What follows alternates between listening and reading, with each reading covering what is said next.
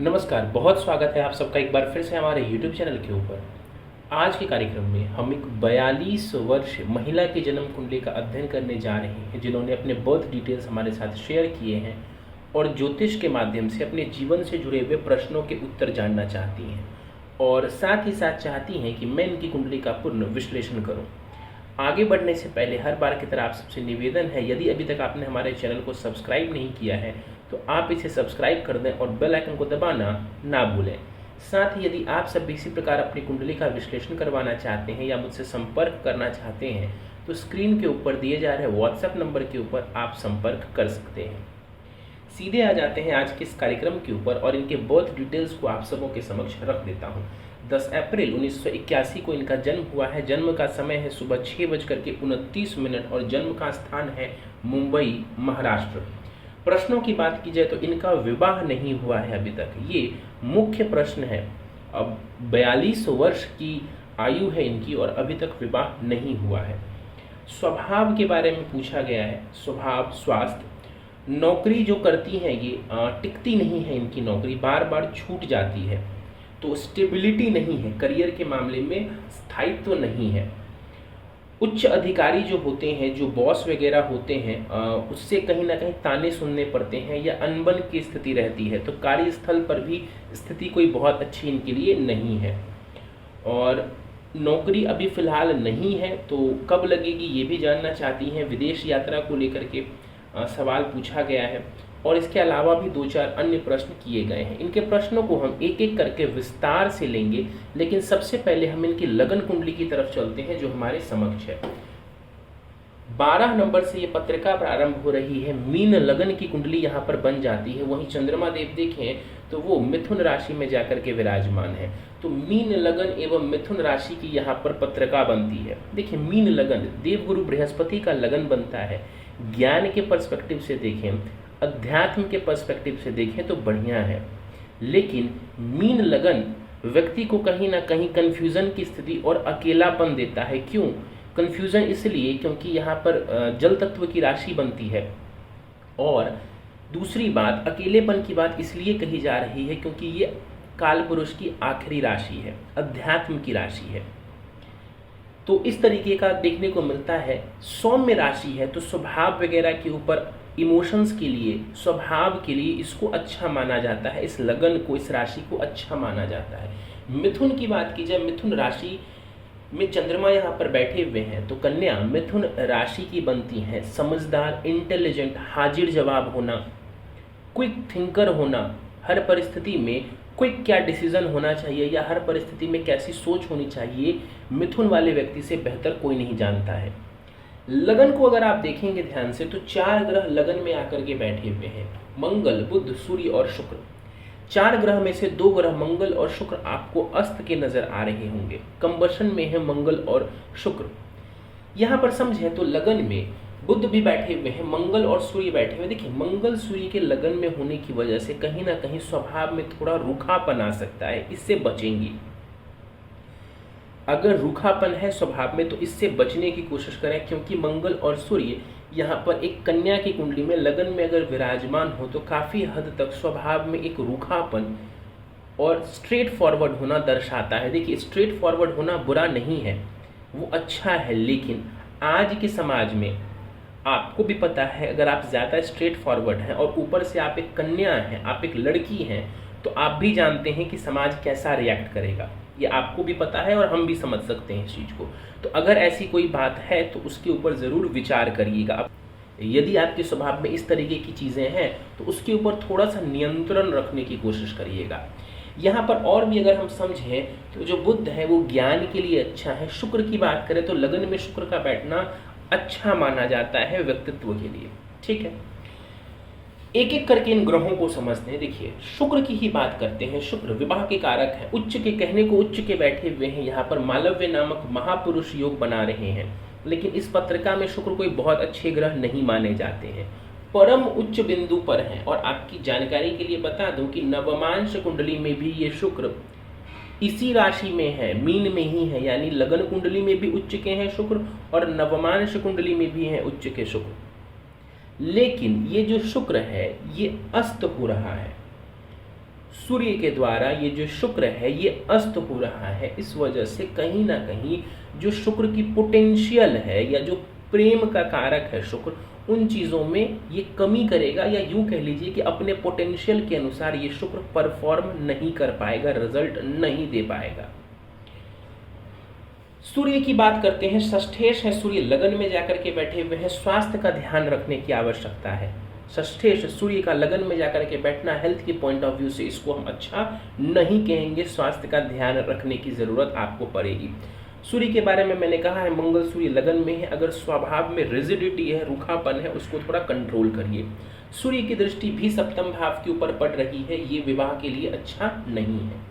बुध की बात करते हैं, बुध इस पत्रिका में चतुर्थेश एवं सप्तमेश होकर के लगन में बैठे हुए हैं, नीच के नजर आ रहे हैं, और कई माध्यमों से यहाँ पर जो बुध है उसका नीच भंग हो रहा है, कई माध्यमों से नीच भंग हो रहा है। गुरु देख रहा है अपनी राशि को, शुक्र उच्च के उसी राशि में बैठे हुए हैं, तो निश्चित रूप से यहाँ पर बुध का नीचत्व भंग हो रहा है।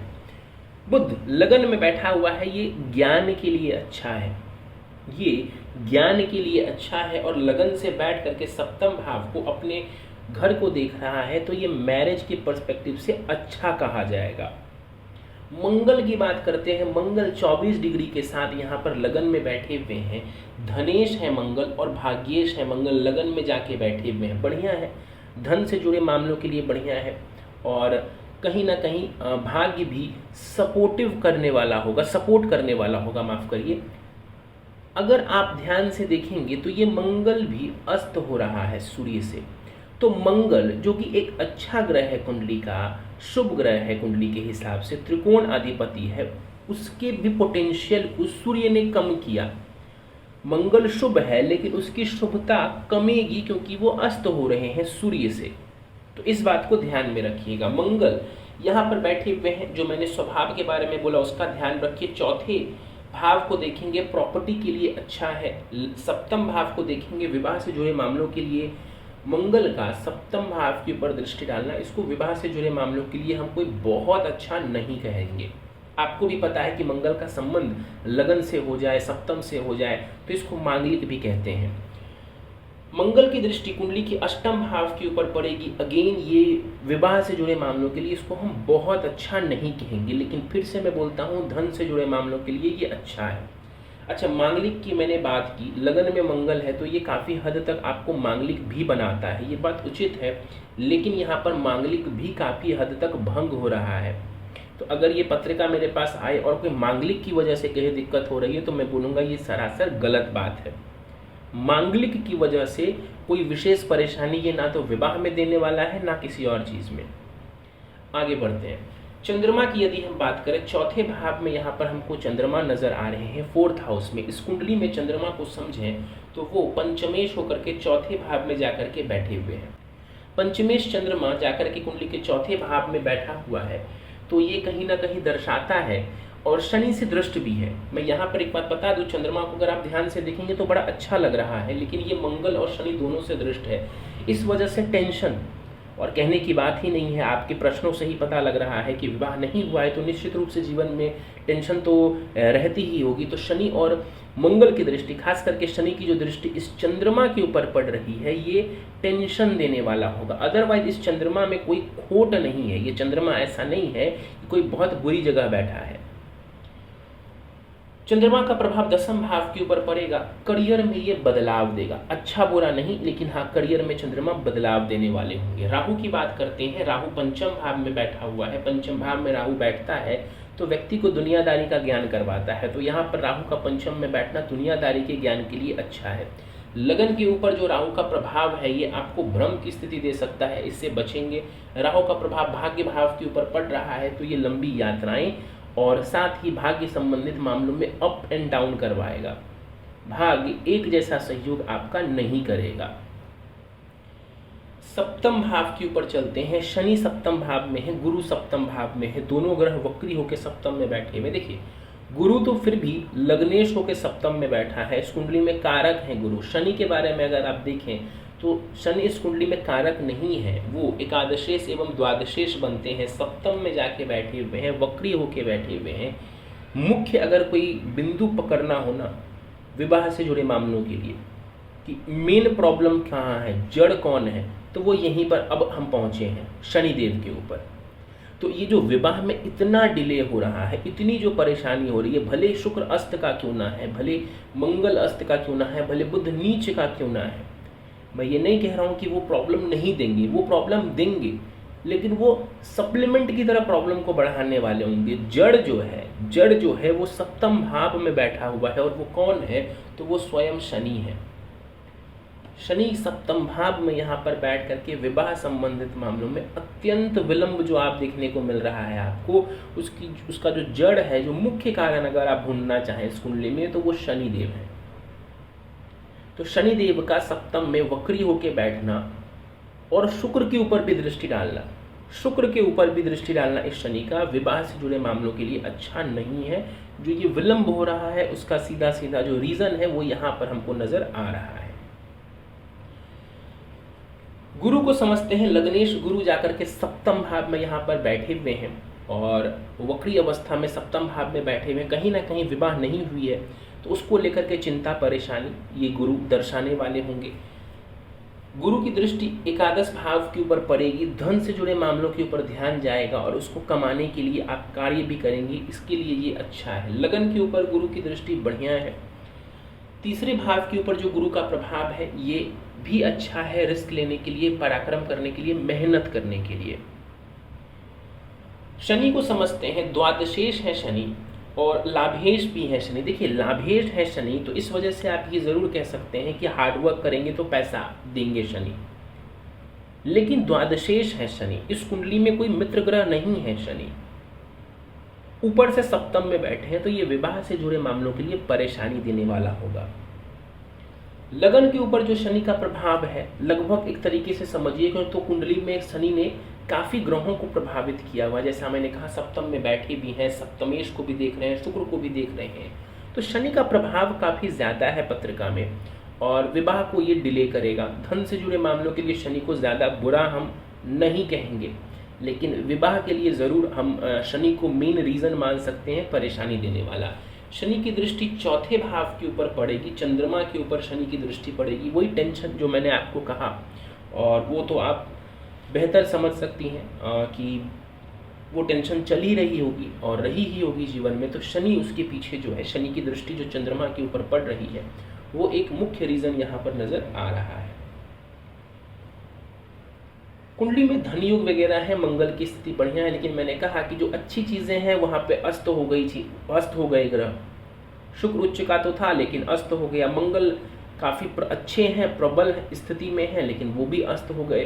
तो चीजें थोड़े अच्छे से आपको मिल नहीं पा रही हैं, और ऊपर से विवाह संबंधित मामले में शनिदेव यहाँ पर बैठ करके उस परेशानी को सबसे ज्यादा देने वाले हैं।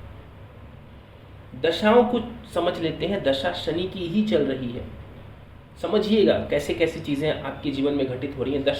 दशा जो है वो शनि की ही चल रही है, आपको जो मेजर प्रॉब्लम क्रिएटिंग प्लैनेट है उसी की दशा चल रही है, और ये दशा 13 मार्च 2031 तक रहेगी। 13 मार्च 2031 तक ये दशा आपको रहने वाली है। शनि में फिलहाल चंद्रमा की अंतर दशा है और ये मार्च 2023 से अक्टूबर 2024 तक आपको रहेगी। प्रश्नों को लेते हैं, और प्रश्नों से ही आपको जो भी ज़्यादातर चीज़ें क्लियर हो भी गई होंगी। अगर कुछ नहीं क्लियर हुआ है तो आपके प्रश्नों से आपको वो सारी चीज़ें क्लियर हो जाएंगी।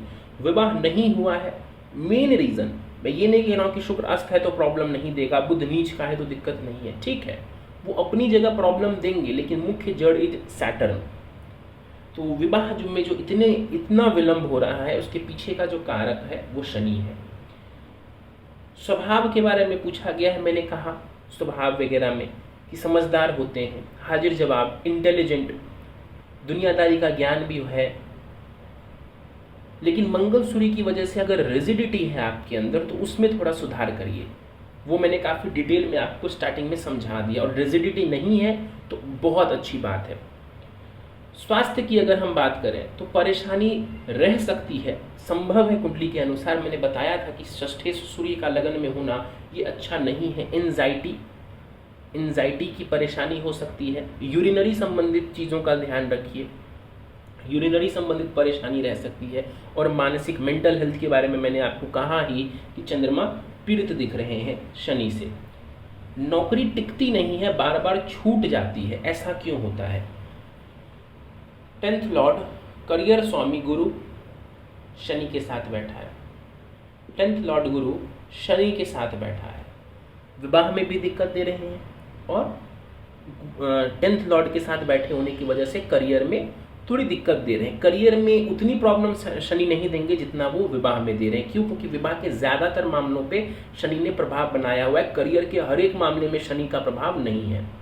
ऊपर से मैंने साथ में कहा था कि चंद्रमा भी दशम को देख रहा है, तो ये चेंज को दर्शाता है, ये चेंज को दर्शाता है। तो इस तरीके की नौकरी जिसमें थोड़ी नौकरी के अंदर ही चेंज होता रहे, हर 6 महीने 4 महीने पे कुछ ना कुछ चेंज होता रहे, ऑफिस बदल जाए, थोड़ा कुछ ना कुछ चेंज हो जाए चीज़ें, तो ऐसा काम करना आपके लिए ज़्यादा बेहतर रहेगा।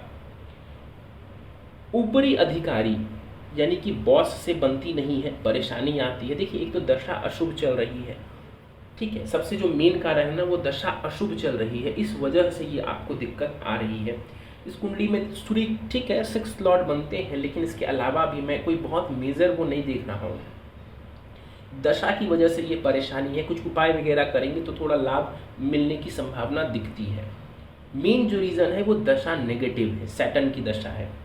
कार्यस्थल पर कलीग्स से भी अनबन रहती है, कार्यस्थल पर कलीग्स से भी अनबन रहती है, ठीक है जी। बेहतर है आप फोकस करें, आप समझदार हैं, बेहतर है कि आप फोकस स्वयं के ऊपर करें, कुछ उपाय वगैरह से चीज़ें बेहतर होंगी। पूरी तरह से कलीग्स से बनने लगे चीज़ें, इसकी संभावना इस कुंडली में नहीं दिखती है। याद करिए, मैंने स्टार्टिंग में कहा था आपको एक बात, अगर आपने गौर किया हो, कि अध्यात्म के लिए ये अच्छा है, ये लगन वगैरह अच्छा है, लेकिन जहाँ पर लोगों से घुलने मिलने की बात आती है ना, वहाँ पे आपकी पत्रिका भी उस तरीके से दिक्कत दिखा रही है, उन चीज़ों में दिक्कत दिखा रही है कि लोगों के साथ जहाँ घुलने मिलने की बात हो, वहाँ पे ये अगर पत्रिका हो व्यक्ति की, तो ऐसे लोगों को दिक्कत आएगी। अभी नौकरी नहीं है, कब लगेगी? देखिए, अगस्त तक मुझे परेशानी दिखती है, अगस्त 2023 तक परेशानी दिखती है मुझे, उसके बाद योग है, आप प्रयास करिए उसके 2-3 महीने के अंदर, अगस्त के बाद 2-3 महीने के अंदर नौकरी लगने की संभावना दिखती है। विदेश यात्रा के बारे में पूछा गया है, जा सकती है, विदेश यात्रा पर जाने के योग है। अभी नहीं जा पाएंगी, अगर प्रयास भी करेंगी तो अभी नहीं जा पाएंगी। 2024 के आखिर में योग बनेंगे, तो 2024 के अंत में, अगले साल आखिरी मतलब नवंबर दिसंबर में आप ट्राई करिए, आपके लिए ज़्यादा बेहतर अपॉर्चुनिटी आपको नज़र आएगी फॉरेन रिलेटेड। अभी हो सकता है कि आप प्रयास भी करें तो मामला अटक जाए, लेकिन ओवरऑल विदेश जाना आपके लिए अच्छा है। विवाह कब होगा? मुख्य प्रश्न तो यही है, विवाह कब होगा कि नहीं होगा। देखिए, 42 की आप हैं, निश्चित सी बात है कि कुंडली में कोई मेजर प्रॉब्लम है, मेजर अफ्लिक्शन है, इसी वजह से इतनी दिक्कत आई है, इसी वजह से इतनी परेशानी आई है। तो और मैंने आपको कहा भी कि परेशानी, शुरुआती परेशानी जो है वो शनि दे रहा है, मतलब मुख्य परेशानी शनि दे रहा है, और बाकी शुक्र का अस्त होना, बुध का नीच होना, वो इन सारे परेशानियों को कई गुना बढ़ाने का काम कर रहे हैं, ठीक है। विवाह लेट से दिखता है, 2023-24 में होना मुश्किल है, विवाह 2023 में 2024 में होना मुश्किल दिखता है, तो आपको थोड़ा और इंतज़ार करना पड़ सकता है। पति कैसे होंगे? ठीक है, आपने पूछा है तो मैं जवाब दे देता हूँ। समझदार होंगे, परिपक्व होंगे, निश्चित सी बात है कि आपकी उम्र इतनी है तो वो भी थोड़े उम्र दराज ही होंगे अगर विवाह होता है तो। संतान होने की संभावना पूछी गई है। देखिए, आप भी समझते हैं इस उम्र के बाद क्या दिक्कत परेशानी आती है मेडिकल में, और पहले विवाह होने दीजिए, फिर हम उन चीज़ों को भी डील करेंगे बाद में, लेकिन पहले विवाह होने दीजिए, उन चीज़ों के ऊपर फोकस मत करिए। विवाह और करियर, यही 2 चीज़ हैं, इसके ऊपर ही फोकस करिए तो ज़्यादा बेहतर रहेगा। माता पिता की सहायता कर पाएगी। देखिए, उनसे कोई खास दूरी नज़र नहीं आती है, अगर अभी तक मामला ठीक चल रहा है तो उनसे कोई खास दूरी नज़र नहीं आती है, तो ये कह देना कि माता पिता से दूर हो जाएंगी, तो ऐसा नज़र नहीं आता है कुछ खास। तो इसकी टेंशन ना लें तो बेहतर है। अपना घर कब तक होगा? देखिए, विलंब से दिखता है। कितना विलंब? अच्छा खासा विलंब से दिखता है। देखिए, अगर अभी आप रेडी हैं तो, और कई सालों से आप प्रयत्न कर रहे हैं और अभी रेडी हैं, तो एक आध साल में आप इवन जो चंद्रमा की अंतर्दशा जब तक है आप प्रयास कर सकती हैं। मुझे इस कुंडली को देख के लगता है कि इसमें थोड़ा और समय लगेगा। विलंब से आपको जो निर्माण है आपका, वो घर होना, वो विलंब से दिखता है। निर्माण का कार्य विलंब से होता हुआ दिखता है आपके जीवन में। नवांशा वगैरह की अगर हम बात करें तो नवमांश कुंडली को भी मैंने एनालाइज किया है और वहाँ पर भी चीज़ें जो है वो इसी तरफ इशारा कर रही है जो लगन कुंडली इशारा कर रही है। मेन परेशानी लगन कुंडली में ही है। ज़बरदस्ती मैं चीज़ों को खींचूंगा नहीं कि ये भी नेगेटिव है, ये भी नेगेटिव है। मैंने आपको सीधा सीधा बोल दिया कि जो मेजर परेशानी है वो किसकी वजह से है, वो मैंने आपको बता दिया है चार्ट में। एक बात और, जो लोग ज्योतिष सीख रहे हैं उनके लिए बहुत अच्छी सीख है ये कार्यक्रम।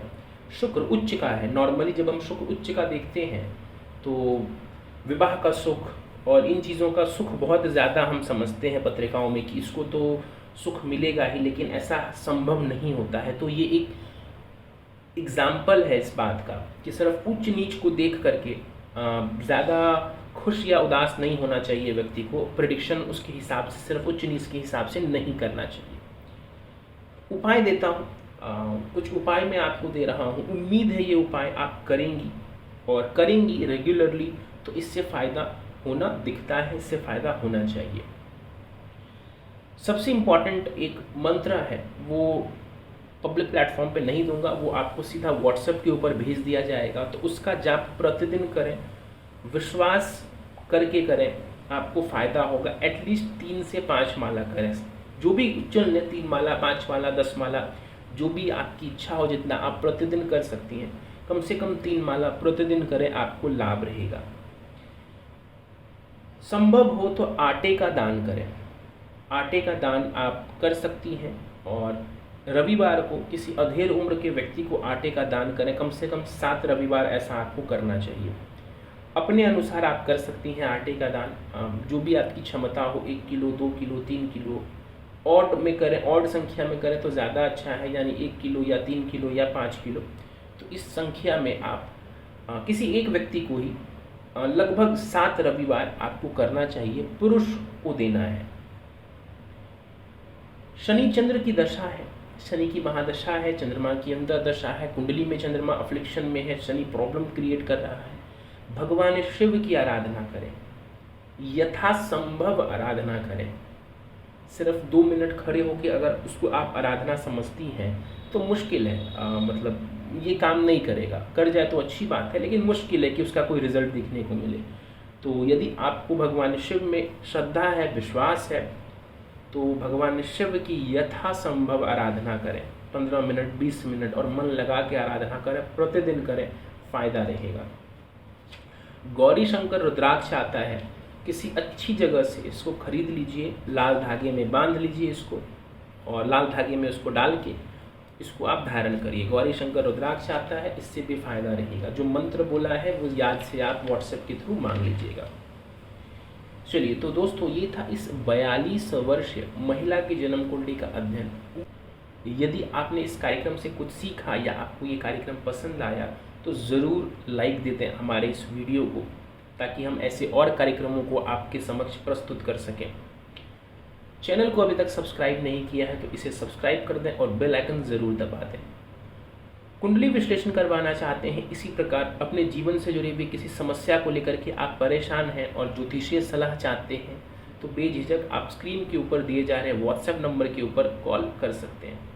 इस वीडियो में फ़िलहाल इतना ही। आप सभी का बहुत बहुत धन्यवाद।